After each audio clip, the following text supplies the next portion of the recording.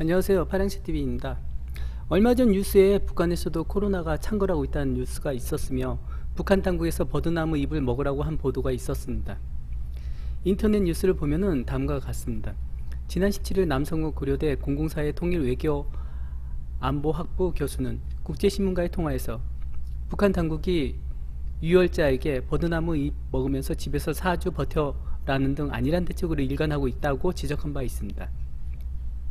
이에 따라 북한이 실제 누적 사망자 수가 공개된 통계치보다 5에서 6배가량 더 많을 것으로 추정되는 만큼 약물 부작용에 따른 사망자 역시 훨씬 많을 것으로 보입니다. 노동자 기관지 노동신문은 코로나 발생을 인정한 초창기만 해도 민간 한방요법이나 자가격리 수칙 등 주민 개개인 차원에서 실천할 수 있는 사례만 소개했으나 최근에는 구체적인 약물명과 용량, 복용법 등 전문적 내용을 담은 올바른 약물 사용법을 안내하고 있습니다. 평양의학대학 강좌장 김영성은 이날 중앙TV에 출연해 항생제는 기침과 농성, 가래와 같은 염증 지표가 있을 때만 선별적으로 쓰라고 안내했다. 해열제의 반복적인 사용에 대해서도 반드시 의사와 협의하에 써야 한다고 강조했습니다. 여기서 주목해야 할 사항에 대해서 말씀드리겠습니다. 북한 당국이 버드나무 잎을 먹으라고 한 것은 전혀 근거 없는 이야기가 아니라는 게 사실입니다. 사실 저희 남한은 북한에 비해 경제력이 말도 안 되게 높아서 코로나 예방 초점이 좋은 의료시설로 버드나무 잎을 먹을 필요는 없지만 의료시설과 의약품이 없는 북한에서는 재래식 요법을 말한 것이라고 볼 수 있습니다. 한방에서 버드나무는 버드나무과에 속하며 낙엽 교목입니다.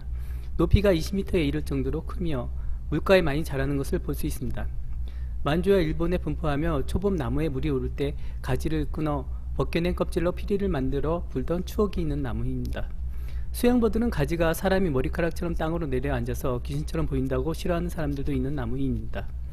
썩은 버드나무의 원줄기는 캄캄할 때 빛이 나는데 시골 사람들은 이것을 도끼불이라고 하며 무서워했습니다. 지금이야 온 마을이 불이 들어오고 자동차가 쉬지 않고 다니기에 어둠에 대한 두려움이 없지만 예전에는 저녁만 되면 땅거미가 내려앉아 온 마을이 칠흑같이 어둠에 무언가 반짝이면 두려움이 대상이 되었던 것입니다. 이러한 버드나무의 수피와 내피를 수렴제, 피부나 점막이 국소에 작용하여 단백질을 응고시켜 염증을 제거하고 피막을 만들어 보호함과 해열 및 이뇨제로 사용됩니다. 버드나무 껍질은 아스피린을 만드는 원료로서 알려져 있습니다. 우리가 흔히 복용하는 아스피린이 버드나무에서 온다는 사실 놀랍지 않나요? 아스피린은 놀랍게도 기원전 1550년도에 알려져 있으며 지금까지 연구 과정을 거쳐서 만들어졌다고 보시면 됩니다. 버드나무 껍질은 해열과 진통을 다스리는 데 도움이 되는 약초로 수요가 증가하고 있습니다. 버드나무는 수양버들, 갯버들, 왕버들 등 종류가 다양한데 똑같이 채취해서 사용하시면 됩니다. 만선적인 두통으로 고생하시는 분은 버드나무 차를 드시면 효험을 보실 수 있는데 약성은 껍질이 100%, 가지는 70% 정도로 좀 떨어진다고 보시면 됩니다. 약효는 수령이 오래된 것이 좋으며 채취 시기는 나무에 물이 오르는 시기인 5월에서 7월 사이가 좋다고 합니다. 드시는 방법은 물 1리터에 버드나무 껍질 5에서 7조각을 넣고 대추 3개를 넣고 약한 불로 끓이는 하루에 2-3회 드시면 됩니다. 주의할 점은 만성 위장병이 있으신 분이나 임산부 및 유아는 섭취를 하시면 안 됩니다. 오늘 하루도 좋은 하루 되시고요. 북한과 관련된 버드나무에 대해서 말씀드렸습니다. 이상 파랑새TV였습니다.